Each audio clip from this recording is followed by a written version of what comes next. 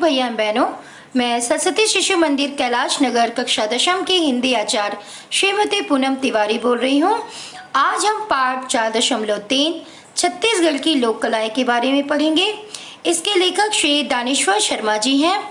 छत्तीसगढ़ की लोक कलाएं से आपको समझ आ ही जाता होगा कि हमारी छत्तीसगढ़ की विभिन्न लोक कलाएं, संस्कृतियाँ, धार्मिक, आध्यात्मिक, इन सब के बारे में वर्णन है।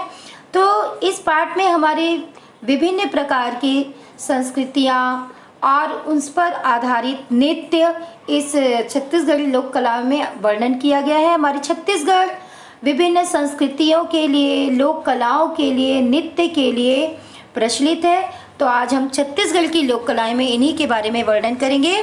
पहला पैराग्राफ हम देखते हैं। शब्दानुशासनम में कहा गया है कि लोके वेद च, अर्थात लोक में और वेद में भी लोक की यह प्रथम प्रतिष्ठा अकारण नहीं, वह वेद से भी अधिक प्राचीन है।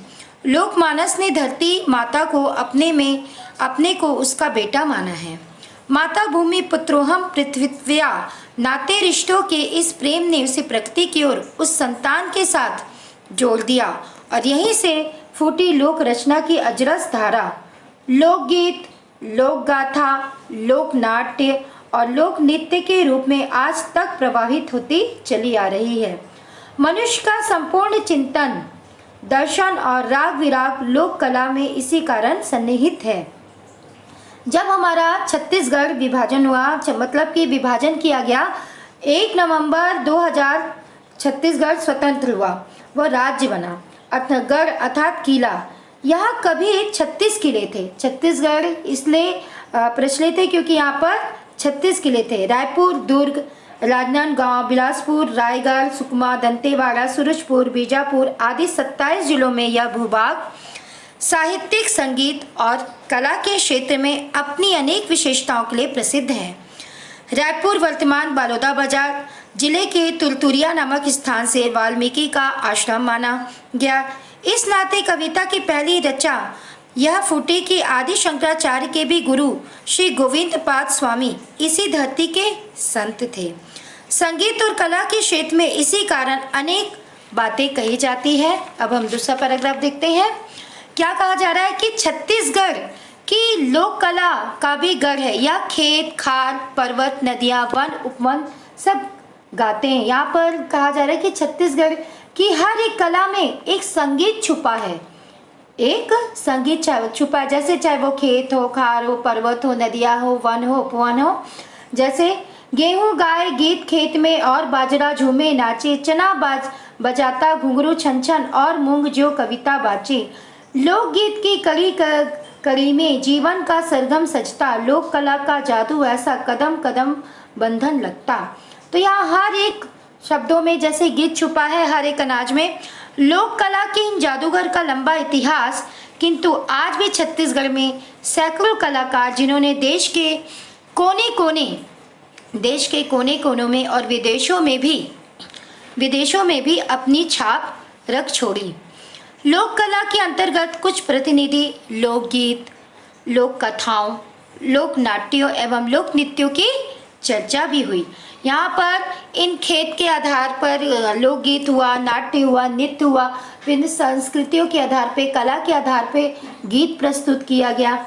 जैसे अब हम तीसरा पैराग्राफ देखते हैं। लिखा है कि झूमते झुमाते लोकगीत गाए जाते हैं। किसी भी अंचल के लोकगीतों में पुरुषों की अपेक्षा महिलाएं अत्यधिक रहती हैं। छत्तीसगढ़ में भी यही स्थिति है। किंतु जो बात छत्तीसगढ़ी लोकगीतों और अन्य भारतीय लोक गीतों से अधिक विशिष्ट बनाती है वह है धुनों की विविधता। ददरिया, सुवा, गोरा, भोजली, जवारा, बिहाव, भजन प्रमुख लोकगीत। यहाँ पर हमारे छत्तीसगढ़ में विभिन्न प्रकार के गीतों का संग्रह है, लोकगीतों का संग्रह। जैसे ददरिया है, सुआ है, गौरा है, भोजली है, जवारा, बिहाव, भजन, मतलब हर एक त्यौहार के आधार पर गीत बना है, सुख दुख के आधार पर एक गीत बना है।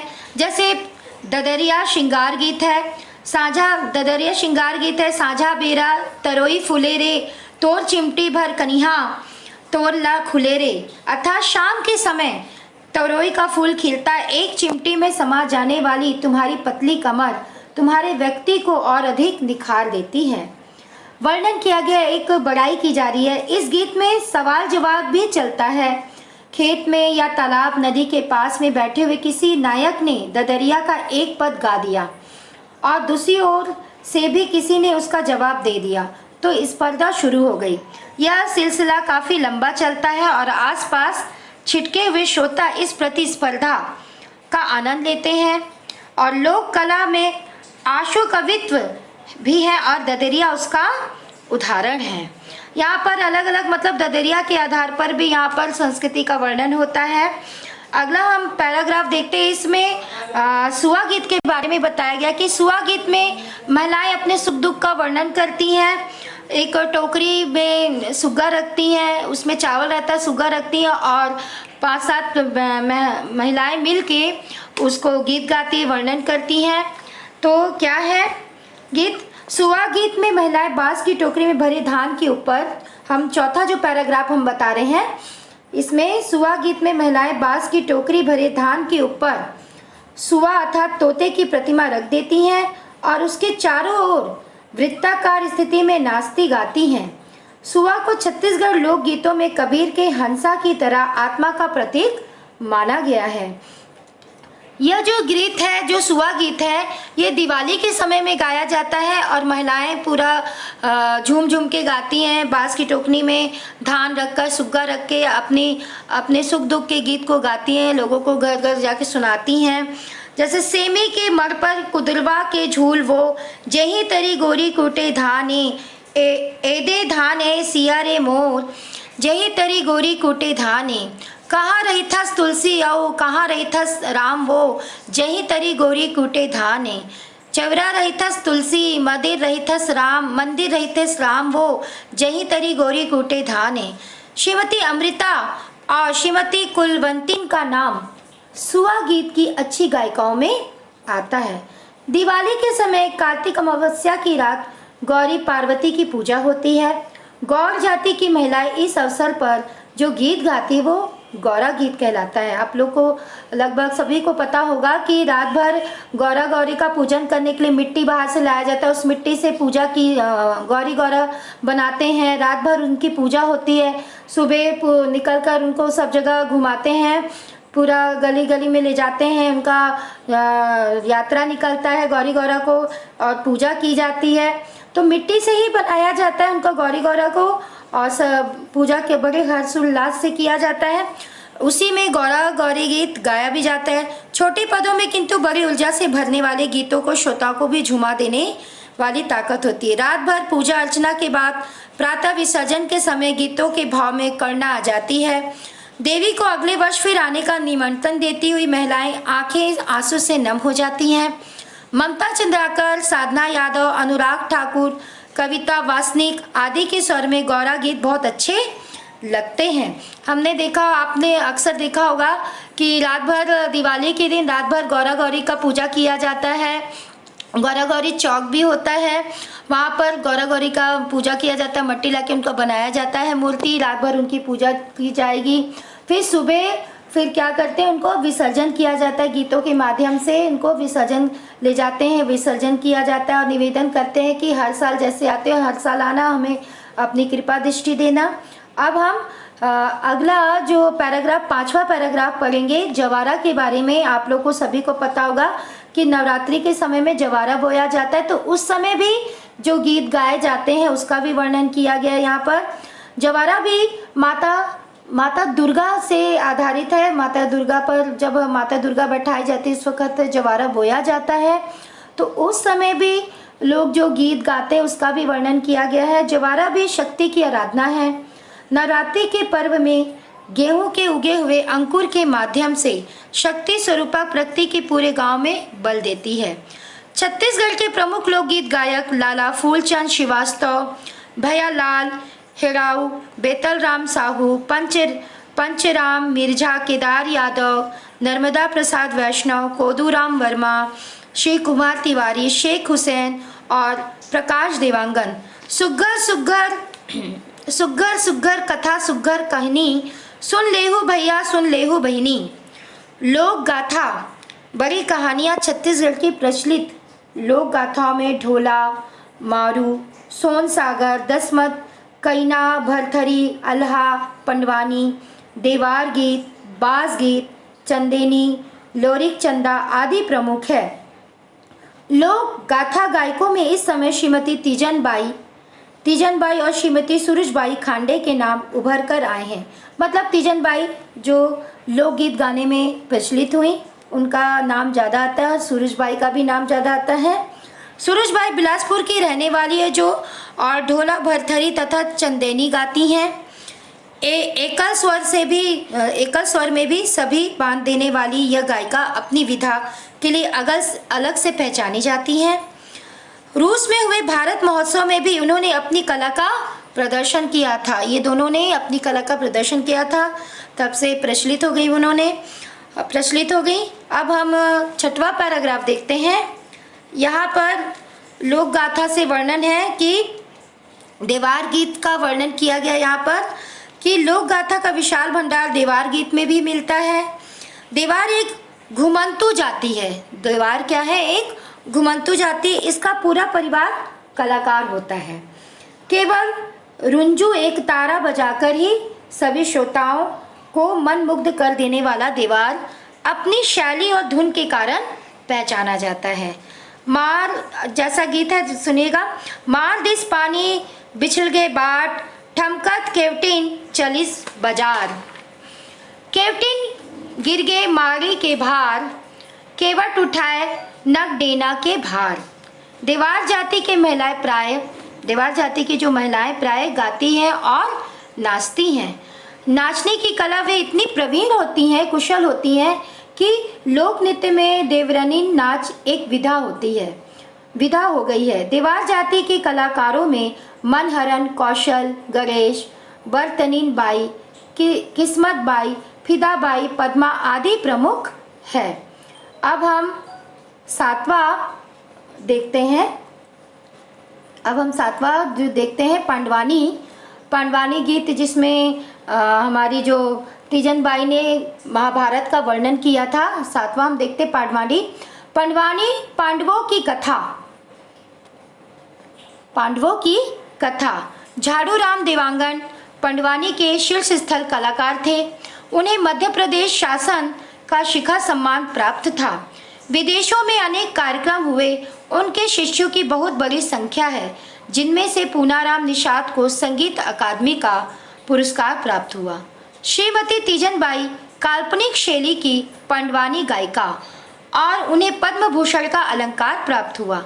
रेवाराम, लक्ष्मीबाई, रमेश शास्त्री, देवी आदि सिद्ध हस्त पांडवानी गायक गायिकाओं की श्रेणी में ऋतु वर्मा भी उभर के आई। पांडवानी का एक उदाहरण मैं बताती हूँ। लिखा है कि रतला हाकत है भगवान, कुकुर लूगे सांप सलगनी, हाथी हदबद गधा गदबद, सेना करिस पयान, रतला हाकत है भगवान। तो ये पांडवानी गीत का ही एक रूप है। मैं अब 8वां पैराग्राफ में बताऊंगी आपको कि यहाँ लोक नाट्य का कलेश्वर व्यंग का तेवर। कलेश्वर व्यंग का मतलब यहाँ पर छत्तीसगढ़ के लोक नाट्य का भी वर्णन किया गया। जैसे नाचा है, चंदेनी है, रहस्य है। इसमें क्या था कि नित्य करते करते कथा का वर्णन करना, है ना। तो यहाँ पर लोक नाट्य में प्रमुख था कि नाचा, चंदेनी और रहस्य। नाचा अत्यंत सशक्त विधा और लोकप्रिय भी है। इसमें पुरुष भी महिला के वेश में परी बनकर गाते हैं और नाचते हैं। 2-4 नाचा के बाद गम्मत या प्रहसन होता है। प्रहसन मतलब कि थोड़ी देर नाचते हैं, फिर उसके बाद वो कथा कहते हैं, फिर नाचते हैं, फिर कथा कहते हैं। थोड़ी देर रुककर वो प्रहसन कहते हैं। प्रहसन मतलब कथा करते, जिस पर आधारित वो कथा कह रहे हैं उस कथा को कहते हैं और नाचते हैं, जिसमें जोकर या विदूषक के अतिरिक्त कुछ अन्य पात्र प्रहसन पेश करते हैं। यह गम्मत या प्रहसन अत्यंत तीखा और व्यंग होता है। मतलब वो जो कथा या प्रहसन प्रस्तुत करते वो एक व्यंग के आधार पे, आलोचना के आधार पर प्रस्तुत किया जाता है। एक बुराई मतलब कुछ समाज में जो बुराइयां तो उनको व्यक्त किया जाता है, इसी के आधार पर अत्यंत तीखा व्यंग होता है इसमें, किंतु उनका समापन भी किसी अच्छे आदर्श को इंगित करता है। नाचा और गम्मत दोनों मिलाकर नाचा कहा जाता है। नाचा रात भर चलता है और सवेरे कर्मा के साथ समाप्त होता है। स्वमंदराजी दाऊ नाचा के बहुत बड़े कलाकार थे। आज से 60 वर्ष पहले बोगदरा, रिगनी और रवेली की नाचा पार्टी प्रसिद्ध मानी जाती थी। बाद में रिगनी रवेली पार्टी एक हो गई। लालू राम और मदन लाल इस पार्टी के सशक्त कलाकार थे, जिनके नाम से लोग टूट पड़ते थे। लालू राम ने हबीब तनवीर के निर्देशन में तैयार चरणदास चोर के चरणदास की अविस्मरणीय भूमिका निभाई और विदेशी में ख्याति अर्जित की। फिल्म में मेसी साहब में उसकी छोटी सी भूमिका प्रभावकारी है। नया थिएटर दिल्ली के एक नाट्य मद्रासी पंडित का जीवित रोल करने का करंट उसका चित्र छापते हुए टिप्पणी की थी। हिंदी की stage has yet to find Lalu Ram, अर्थात हिंदी रंगमंच पर अभी भी लालू राम पैदा नहीं हुआ। भिलाई इस्पात संयंत्र द्वारा आयोजित भारत प्रसिद्ध छत्तीसगढ़ लोक कला का महोत्सव में इस लोक कलाकार का अभिनंदन किया गया था। मध्य प्रदेश शासन ने लोक नाट्य के 5 छत्तीसगढ़ कलाकारों मदन लाल, भुलवार राम, गोविंद राम, देवी राम और फिदाबाई को तुलसी सम्मान प्रदान किया गया था। अब और आगे देखते हैं हम कि चंदेनी लोकनाट्य में लौरिक और चंदा का प्रणय गाथा प्रस्तुत की जाती है। और वस्तुतः चंदेनी और अब लोक नाट्य की कैसी शैली हो गई, कलाकारों की संख्या कम होती और एक कलाकार अनेक पात्रों का अभिनय कर लेता है, मतलब एक कलाकार अनेक पात्र को प्रस्तुत करता है। रामधास, सुखचंद और लतेल राम इस फन में माहिर कलाकार है। रामधास असाधारण प्रतिभा के धनी और मंच में इतनी अभिव्यक्ति एक साथ देता है कि कभी कभी बौद्धिक दर्शन भी उसके साथ चलने में अपने आप को असमर्थ पाते हैं। बस्तर का भतरा नाट और बिलासपुर का रहस भी लोकनाट रहस वस्तुतः रास है तथा कृष्ण की रासलीला का प्रदर्शन किया जाता है। मतलब भतरा नाट में ये रहस मतलब रास है जिसमें कृष्ण जी की रासलीला का वर्णन किया जाता है। अब हम 9वां पैराग्राफ देखेंगे जिसमें लोक नृत्य, जिसमें मादर की थाप पर थिरकते पांव, मतलब यहाँ पर लोकगीत और गाथा और नाट्य का वर्णन किया गया है। वैसे तो अधिकांश लोक गीत, लोक गाथा और लोक नाट्य में लोक नृत्य का भी थोड़ा बहुत पुट रहता है, किंतु प्रधान होने के कारण जिन लोक कलाओं और लोक नृत्य की श्रेणी में रखा जा सकता है उनमें प्रमुख है पंथी, रावत, नाच, गेड़ी, डंडा नाच, देवारीन नाच, आदिवासी नृत्य। पंथी सतनामी संप्रदाय के भक्तों द्वारा गुरु घासीदास तथा उनके बताए सत्य की महिमा को रेखांकित करके गाया जाने वाला भावप्रवण नृत्य है। यह इतना कि बिरिया में कान, यहाँ पर एक गीत है कि इतना कि बिरिया में कौन देवला वो, मैं तो बंदत हवों दीदी जय सतनाम, मैं तो बंदत हूँ भैया जय सतनाम। पंथी जो नृत्य है ये घासीदास बाबा के जयंती में मनाया जाता है, पंथी नृत्य किया जाता है। आप सभी को पता है 18 दिसंबर को इनकी जयंती मनाई जाती है। तो पंथी इतनी तेजी से नाचा जाता है कि पंजाब के भांगड़ा के समान गिने चुने लोक नृत्य की इसकी तुलना में रखे जा सकते हैं। मादर और झांझ केवल 2 वाद्य से इस नृत्य को पूरे वातावरण को झकझोर देते हैं। देवदास की पंथी पार्टी का नाम किसी समय शिखर पर था। बुधारू इस पार्टी का मादर वादक और अपनी कोई सानी नहीं रखता। देवदास की पार्टी ने विदेशों में खूब ख्याति अर्जित की। नृत्य की तेज गति से आश्चर्यचकित होकर विदेशियों ने ध्यानचंद और ज्ञानचंद की हॉकी स्टिक के तरह देवदास के पैरों का भी परीक्षण किया। राधे श्याम, लतमार दास, पुराणिक लाल, चेलक और अमृताबाई भी इस विधा के सशक्त कलाकार हैं। देवदास के निधन से पंथी लोक कला की बहुत बड़ी क्षति हुई। मुख्य मवेशी चराने का पेशा करने वाले राउत जाति, अब राउत जाति का भी वर्णन किया गया है। राउत जाति भी का भी वर्णन यहाँ पर है कि मुख्य मवेशी चराने का पेशा करने वाले राउत जाति का राउत नाचा दीपावली के समय होता है। कुल देवता की आराधना करने के बाद राउत अपने घर से कांचा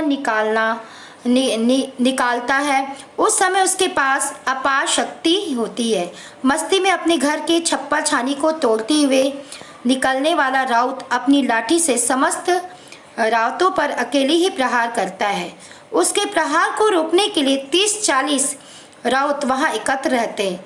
जब उन्मादी राउत लाठी चलाते चलाते थक जाता है तब जमीन में लेट जाता है और देवता को धूप और नारियल भेंट करने के बाद वह स्वस्थ होता है। अपने दल में शामिल होकर घर में बाहर नाचने के लिए निकल जाता है। ये एक राउत दोहा है। कैसा है राउत दोहा कि गोहरे चराए बड़ दुख पायो, मन अब्बड़ झुंझवाओ, बर्दी चराए बड़ सुख पायो, गंजर के दुह गाओ, गंजर के दुह गाए। छत्तीसगढ़ में अब हम 10वां पैराग्राफ देखते हैं। 10वां पैराग्राफ हम देखते हैं कि छत्तीसगढ़ में त्योहारों का सत्र वर्षा ऋतु में हरियाली से प्रारंभ होता है। हल, कुदाली, फावड़ा आदि कृषि औजारों की पूजा की जाती है। इस अवसर पर गेड़ी भी बनाई जाती है। लगभग 8 फीट लंबे बांस में जमीन से लगभग 3 फीट की ऊंचाई पर बांस का ही पायदान बनाया जाता है। इस तरह गेड़ी तैयार होती है जिस पर चढ़कर नाचा जाता है। गेड़ी के पायदान को नारियल की रस्सी से बांधे तथा उसे मिट्टी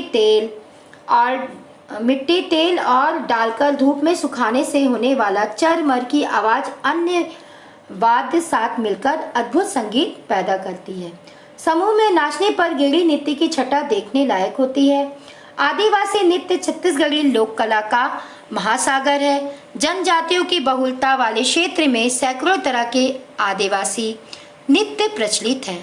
मादर की धुन पर नाचने वाले ये आदिवासी अपने खुलेपन के लिए मशहूर हैं। युवक और युवतियां समान रूप से अधिकांश नृत्यों में एक साथ नाचते हैं। उनके पैरों का प्रक्षेपण इतना सधा हुआ है कि संतुलित रहता है कि लगता है कि किसी ने रस्सी या स्केल से बांध दिया। आदिवासी अंचलों के कुछ आदिवासी नृत्य बहुत प्रसिद्ध, जैसे बस्तर में गौर, ककसार, चेहरे दीवार, माओ, डोली और डिटोंग, सरगुजा, सैला, जशपुर, सकल, मानपुर, हुल्की, चोली, मादरी, देवभोग, लरिया प्राय सभी आदिवासी नृत्य किसी सामाजिक या धार्मिक परंपरा का निर्वाह करते हैं। कर्मा, गौर और देवार जाति का प्रमुख नृत्य, किंतु यह हर आदिवासी अंचल में अलग अलग शैली में नाचा और गाया जाता है। मूलतः कर्म राजा और कर्मा रानी को प्रसन्न करने के लिए जनजाति लोग कर्मा नाचते हैं, किंतु कालांतर में ददलिया के साथ जुड़कर वो श्रृंगारमय हो गया। गोलार्ध पर नाचते हुए युवक यानी गोला बनाकर नाचते हैं। युवक युवतियां दल मादर की मस्ती में झूम झूम कर नाचते हैं और जब अपने साथी के पाँव के अंगूठे को छूने की स्थिति में आ जाता है तब कर्मा सिद्ध होता है। एक कर्मा गीत के बोल हैं, होई रे तोला जान पड़े रे, कटगी बाजार के पीपर तरी रे, दाल रांधे भात रांधे लिखकर माँ खोए, 4 पैसा के जुग जुगी दुनिया ला मोहे, तोला जाने पड़े रे।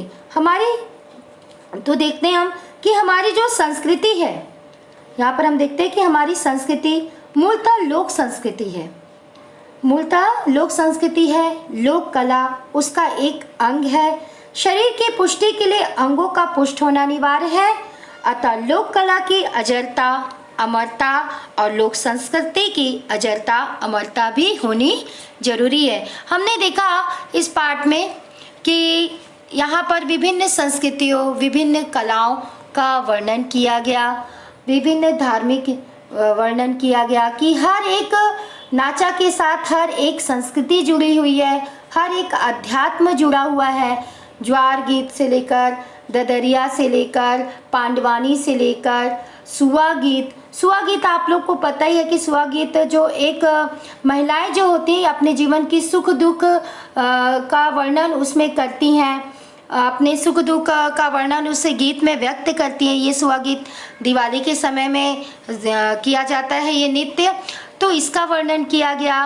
बास है, बास गीत है, ददरिया है, पांडवानी जिसमें तीजन बाई ने जो पद्म भूषण से सम्मानित हैं, उन्होंने पांडवानी में महाभारत का वर्णन किया, ऋतु वर्मा ने भी किया। तो आपने देखा कि सब अपने अपनी तरह से यहाँ पर लोक कलाओं की संस्कृति का वर्णन पता चला। मादर नृत्य है, थाप में जिसमें थिरकते हैं। आपने ये भी देखा होगा पंथी नृत्य जो कि बहुत तेज नाचा जाता है। इसमें जो घासीदास बाबा के जन्मोत्सव में नृत्य किया जाता है, जो पंथी नृत्य होता है और बहुत तेज, जैसे हम पहले सोचते हैं कि पंजाबी नृत्य बहुत तेज होता है, लेकिन उससे भी तेज पंथी नृत्य होता है। तो ये भी एक कला का हमें वर्णन पता चलता है। पांडवानी गीत के द्वारा भी जवारा गीत है, जब माँ दुर्गा जी का जवारा बोया जाता है तो उस वक़्त जवारा ले जाते हैं ठंडा करने के लिए, तो उस वक़्त भी जो गीत गाया जाता है वो जवारा गीत होता है। तो आपने देखा ददरिया जो गीत है श्रृंगार रस से आधारित रहता है। तो आपने अपनी छत्तीसगढ़ की लोक कला में देखा कि एक बिहाव गीत भी होता है। इसमें हमने देखा कि संस्कृति से भी जुड़ा है, आध्यात्म से भी जुड़ा है, कला से भी जुड़ी हुई हमारा जो लोक गीत है, लोक कलाएं हैं, लोक गाथा है, गम्मत है या नाचा है, ये सब जो है ये हमारी छत्तीसगढ़ी लोक संस्कृति से जुड़ा है। और हम देखते हैं कि हमारी ये जो छत्तीसगढ़ी लोक संस्कृति है, आज हम ही जो लोग हैं इनको जोड़ के रखे हैं, इसको और आगे लेते थे। हमारे छत्तीसगढ़ एक संस्कृति का भंडार है, एक धरोहर है, एक त्योहारों का भंडार है, एक हमारे बोल सकते आध्यात्म का, धार्मिक स्थल का। हमारी छोटी छोटी संस्कृति से जवारा से लेकर हमारी देख हरेली में हम सारे जो किसान भाई लोग हैं अपने औजार की पूजा करते हैं, उस धरती माता का विनती करते हैं, अपने खेत की पूजा करते हैं, औजार की भी पूजा करते हैं कि इन्हीं के आधार पे हमारे फसल होती है, उनको सबसे पहले अभिवादन करते हैं। तो आपने देखा कि हर त्योहारों के आधार पे हर चीज़ जुड़ी हुई है। बिहाव गीत है, तो बिहाव जब होता है तो उस समय भी जो गीत गाया जाता है उसका भी वर्णन मिलता है, सुख हो चाहे दुख हो। तो हर एक संस्कृति से जुड़ा हुआ हमारी एक गीत होता है, गाथा होती है, कला है, अध्यात्म है, संस्कृति। तो हमने आज देखा कि छत्तीसगढ़ी लोक कला एक कला ही नहीं है, हमारी एक संस्कृति है, हमारी धरोहर है। हम इस संस्कृति के आधार पे हम अपने छत्तीसगढ़ को एक बांध के रखे हैं। आपस में हमारे जो ये भाई बहन है, हमारी इस संस्कृति को लेके आखिर छत्तीसगढ़ है क्या? छत्तीसगढ़ 36 किलो से है, तो एक 36 क्या बोलना चाहिए, एक संस्कारों से जुड़ा हुआ है, एक संस्कृति है, संस्कार से जुड़ा है जो हम लेके चल रहे हैं। चाहे वो नृत्य का माध्यम है, चाहे गाथा है, नाचा है, गम्बत है, चाहे अध्यात्म है, चाहे तीर्थ है, विभिन्न प्रकार के यहाँ पर तीर्थ स्थल है, उसके आधार पे भी गीत बने हैं। हर एक चीज़ हमारी छत्तीसगढ़, हर एक उसमें इतिहास जुड़ा हुआ है, हर एक के पीछे इतिहास है। तीजन बाई ने हमारे कितने अच्छे ढंग से प्रस्तुत किया पांडवानी गीत में, हमारे पांडवानी गीत में महाभारत का वर्णन किया, तो ऋतु वर्मा ने भी किया। तो आपको यहाँ पर बास गीत है, ददरिया है, पांडवानी गीत है, नाचा है, और आपको ये भी गौरा गौरी गीत जो है दिवाली के समय जो गाया जाता है वो भी एक गीत कितना अच्छा है, आपने वो भी जाना। और उसके बाद पंथी नृत्य के बारे में भी मैंने बताया, हमारी संस्कृति है विभिन्न प्रकार की। तो हमारा जो छत्तीसगढ़ जो लोक कलाएं सिर्फ कला पे ही आधारित नहीं, हमारी संस्कृतियों से भी, आध्यात्म से जुड़ा है, हमारे आपस में एक भाव जुड़ा है ये कला ही है, जो संस्कृति है, जो अध्यात्म है, जो है हमारे पूरे छत्तीसगढ़ को बांध के रखा है। एक छत्तीसगढ़ का एक स्वरूप है, एक स्तंभ है जो एक छत्तीसगढ़ को हमें बांध के रखा। तो आज ये जो पाठ है, हमने एक छत्तीसगढ़ी लोक कला का वर्णन किया और ये हमारी जो छत्तीसगढ़ की जो धरोहर है हमेशा बनी रहे, यही हम अपेक्षा करते हैं। जय छत्तीसगढ़, जय छत्तीसगढ़ महतारी।